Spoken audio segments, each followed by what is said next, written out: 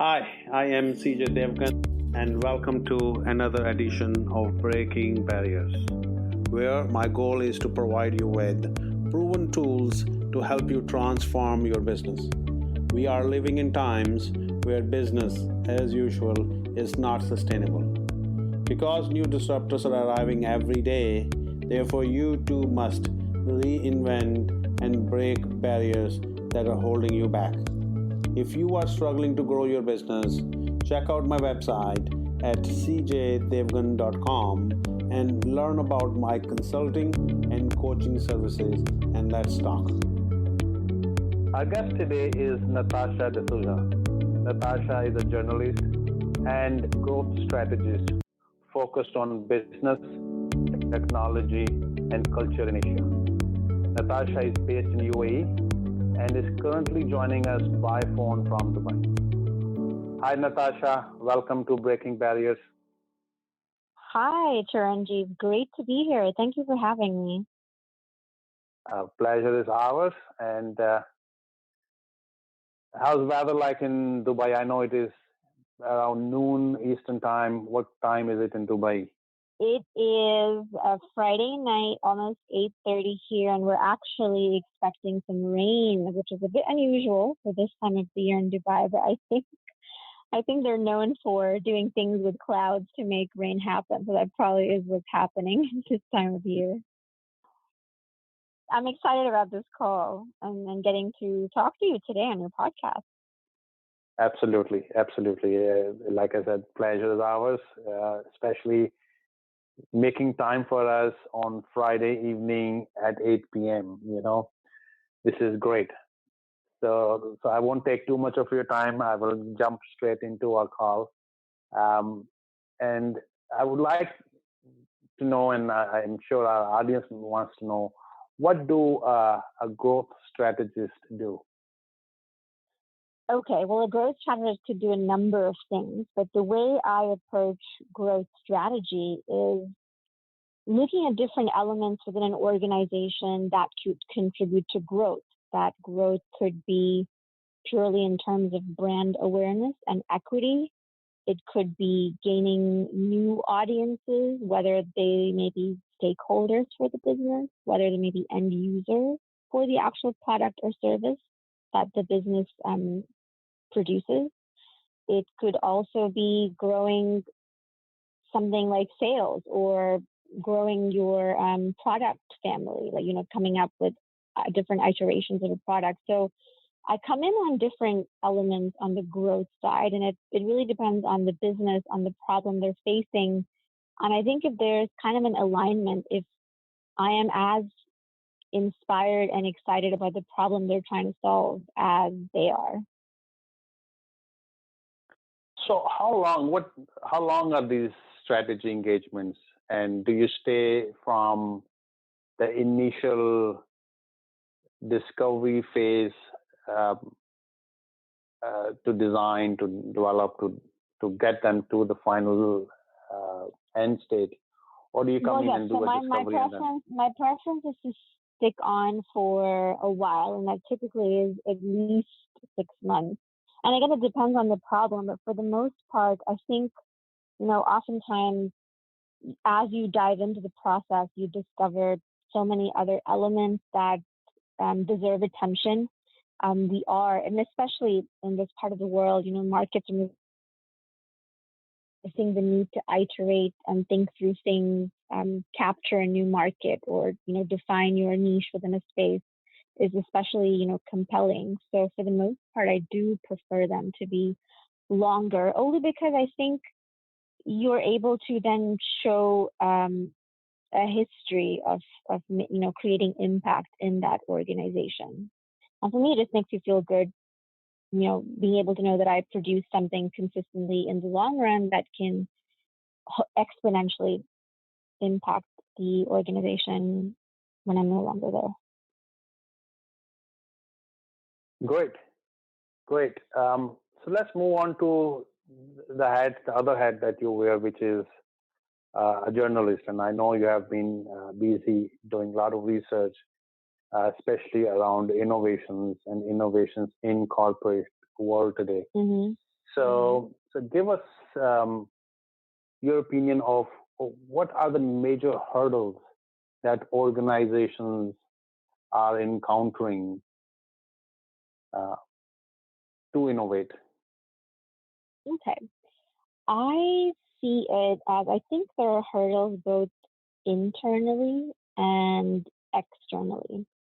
So if I start with externally, I think today we're simply inundated with so many messages and so many proof points about digital transformation, right? Because we see entire business models that have been upended and transformed. You have your Amazons and Ubers of the world. And for a company that is looking to stay relevant, I think what's happening is it's triggering a lot of fear. All of this development happening externally is creating, to some degree, a certain amount of fear and confusion internally. So organizations, I think, are struggling with being able to make better sense of what is happening within my specific marketplace right now, what is happening within transformation overall, where is it heading, and how does that make sense to me?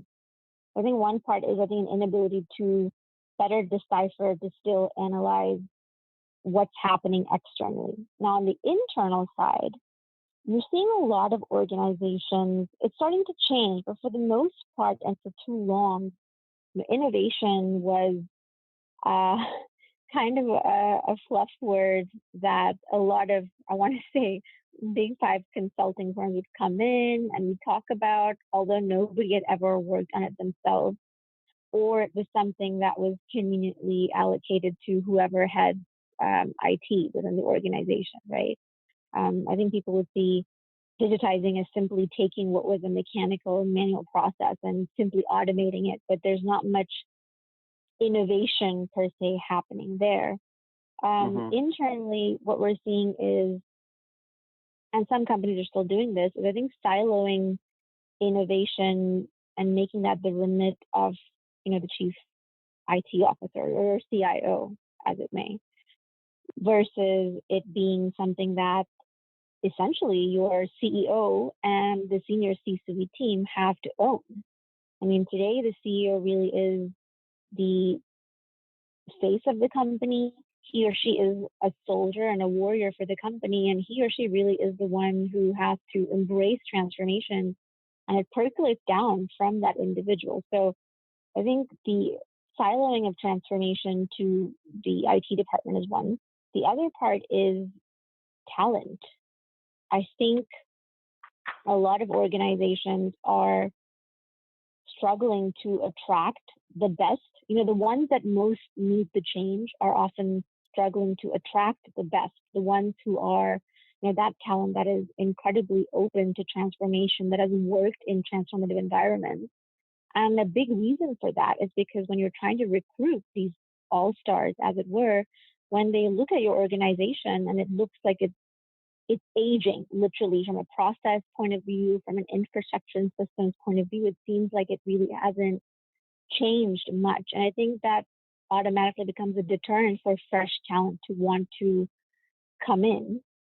And I want to say lastly, it would probably be to some level size. The size of an organization inherently can present a challenge to innovation. I think the larger, more bureaucratic a company is, the less you enable innovation to, I think, flow more freely through an organization, or at least allowing that transference of ideas across organizations. I know a lot of large organizations often struggle when you have smaller divisions wanting to, test something out. Like, I see this happening in the market.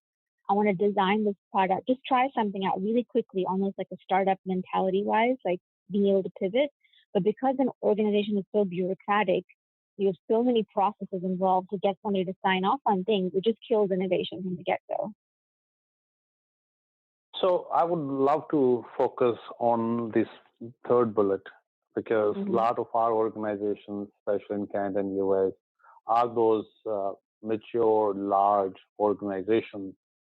And and there was a research done recently that indicated that majority of organizations are spending billions of dollars in digital Mm-hmm. transformation, but Mm-hmm.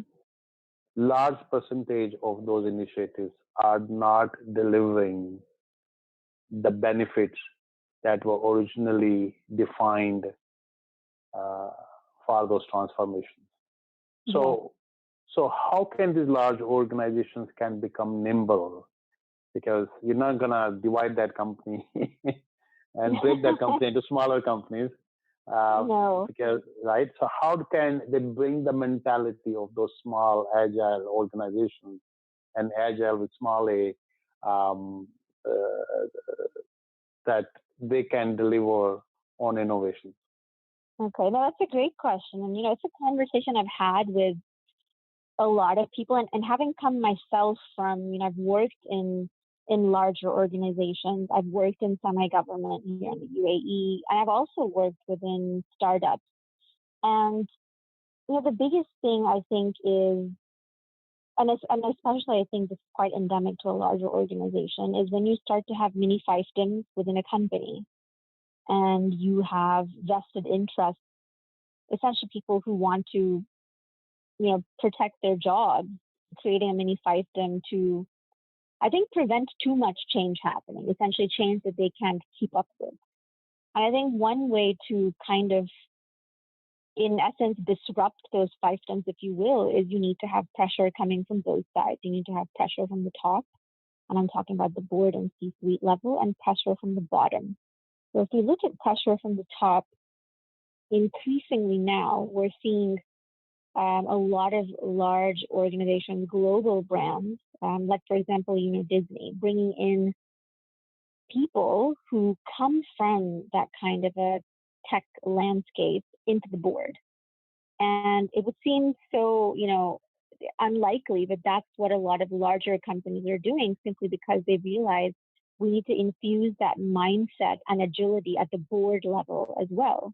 So I think famously, I believe, Sheryl Sandberg had been brought on board Disney some time ago as a board member. And I think that's a great example, I think, of companies going against the grain and bringing people in from entirely different industries simply to bring that perspective to the board level. And, ideally, I think that ends up creating a ripple effect, as it will, within your board with that kind of fresh perspective. Now, again, if you look, from the top, the at the C-suite and your CEO as well, we're seeing again and again a lot of hiring skewing towards that sweet spot, which they say is, individuals who are in their late 30s, early 40s, who are starting to be seen as ideal candidates to be CEOs for an organization, because they've seen, I think, the best of the analog and digital era. And I think they're able to bridge that kind of divide within an organization culturally from an age standpoint. If I look at it from the internal side, from the internal point of view, I would say creating, this has been known to work successfully in a number of different scenarios, creating an actual innovation, like mini roundtables in an organization. It's been proven that I think when you bring people from different parts of a company, high achievers from different segments of a company, regardless of what level they're at in an organization, bringing them together, when you bring those kind of fresh perspectives together, people start to feel, one, that you took notice of them, and two, they feel empowered that you actually value their opinion on something like innovation within a company. And it's been shown that often some of I think the most amazing insights come from people who are usually behind the scenes, kind of, pottering away at their computers, or often someone who brings an incredibly fresh perspective because, they've seen things from the inside. They know where the gaps are, and they kind of know what you need to do to close those gaps quickly. Very true. I think my last week's broadcast was on communication.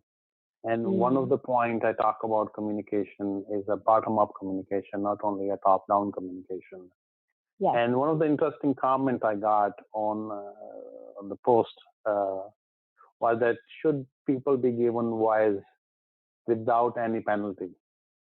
And I would have liked more conversation on that thread, but it was posted just yesterday. Uh, and my opinion is no. What you are saying is absolutely right. That individuals need to be given voice.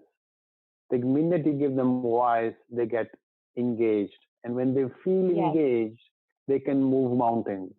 And change is a very difficult thing for all of us. And so to bring true innovation, you need to get your individuals, your team members engaged. And how can you do that?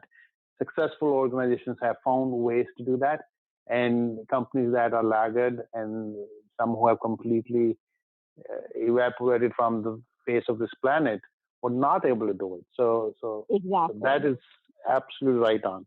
And bringing top the down. Corporate animal. Sorry, go ahead. No, go ahead.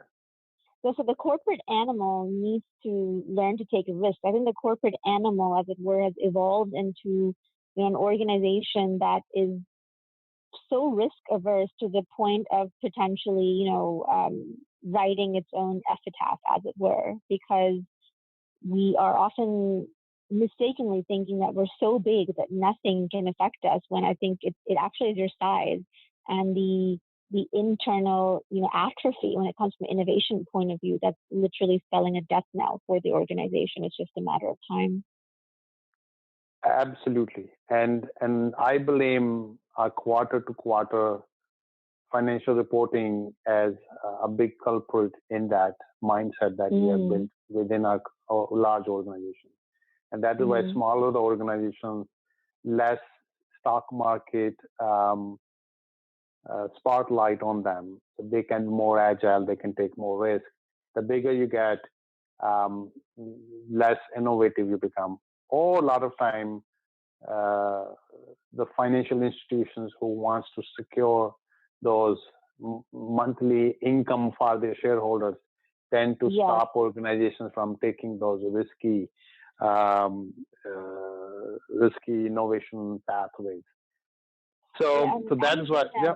This reminds me, a couple of months ago when I was in Hong Kong for Hong Kong FinTech Week, and they had the head of HSBC's Innovation Lab, and he presented. And what I asked him was, because he said, I have people across HSBC who are, annoyed by the Innovation Lab because, they're meant to iterate and come up with things inside the company very quickly. So he said, within a company, you need to learn to be internally competitive. Like sometimes that spirit of competition has to exist internally for you to be externally competitive. And sometimes that means, challenging each other, like really challenging each other to be like, we need to move fast.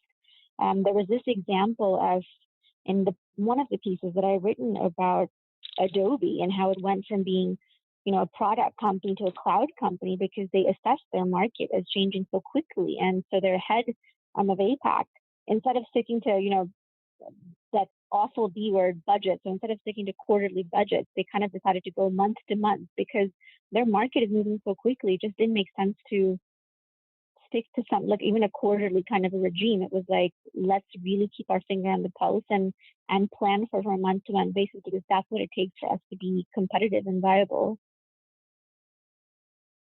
Absolutely. Innovation lab idea is something that is catching fire with most organizations.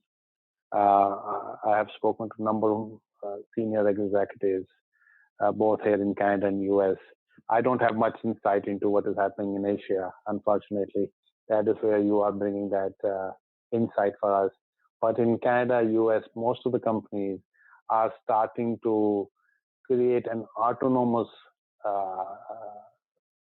lab kind of environment, which is purely focused on building assets in an agile and entrepreneurial kind of shape and form, and then sell those assets internally to other business units that they are interacting with. And and their ability of sustainability is their ability to sell those assets internally to other business units and get money from them. By proving to them that it brings value to them. So that's a great way of bringing innovation. And and keeping company viable in our 21st and 22nd century. Yes, absolutely. So we talked about the top down, where we talked about CIO, CEO. A CIO is not the only person responsible for innovation. We need to broaden the horizon, and all C-suite executives should be responsible. We cannot just depend on CIO or even CEO for that matter. Every business unit leader needs to be responsible, and we need to have that trickle down effect. We talked about talent that we need to bring in, and building that culture of innovation, of communication, and getting people buy-in. Organizational change management. We talk about breaking what we call breaking barriers. We call breaking silos, and bringing people into the conversations about change, why we are changing, what we are changing, how does it impact you, and how can we do it? If there are gaps, how can we address those gaps?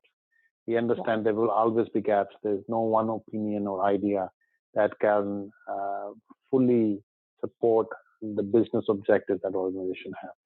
And that's the team effort. Yeah, I think somebody who comes up with ideas consistently on your team should be recognized for that. They should be rewarded for that, because that just makes them literally become an idea factory for you moving on. And the best ideas do come from people on the front line, right? Toyota has proven that. Many companies have proven that frontline staff, on average, gives you the most, because they know what challenges and what problems they are facing and how they can overcome. So we are getting at the top of the hour. I know it is late for you. I want to be cognizant of your time. So I want to thank you for your valuable time and sharing your experiences with our audience. I want to give you a couple of minutes to talk about things that are near dear to your heart, as well as if someone from our audience who would like to reach you, how can they reach you? Sure. Well, first of all, Chiranjeev, thank you so much for inviting me to be on this podcast. I really enjoyed our discussion, and it brought back, a lot of different, I think, tangents and things that have come up in my work in the past couple of years. So thank you for that opportunity. Intersection I'm exploring right now actually is data journalism. So looking at actual data to tell you a story about what's happening in an ecosystem or in a country and what that means for businesses. So, for example, there was a piece that I had done on the increasing prevalence of non-communicable disease globally. So we're looking at things like diabetes, hypertension, sleep disorders, and then boiling that down into, how does that impact the workplace? How much lost value and productivity are we talking about when you have people, clocking in certain amount of sick hours or being absent, et cetera, and it's really interesting the findings that data journalism is yielding, because there's a lot of value in that for businesses. Is what I think that's kind of the space I'm in right now, where I really look at numbers and trends, and that often ends up informing my work with a client, which is, I think, different. Sometimes you often go to a client because they have the problem, and sometimes as a journalist now, I find the problem, and then I find a client who realizes, oh yeah, actually this is a problem that we need to think about. We just never thought that, you would have had access to those kind of insights as a journalist necessarily. So that's kind of this very interesting space I'm in right now. If you'd like to reach me, my website is www.natasha-notes.com. And I'm on Instagram and LinkedIn at that same handle as well, Natasha Notes. Fantastic. I wish you all the very best in your future endeavors, and I'm sure this must be a very informative discussion for our audience. It has been. Thank you so much. It's been great talking to you. Yeah, same here. Thanks. that is it for today. Thank you for listening. I would love to hear from you and help out in any way I can. You can reach me at cjdevgan.com. If you like our show, please subscribe, leave a rating and a review for us. Let's go out and break barriers and generate new possibilities. Until next time, adios, ciao, and goodbye.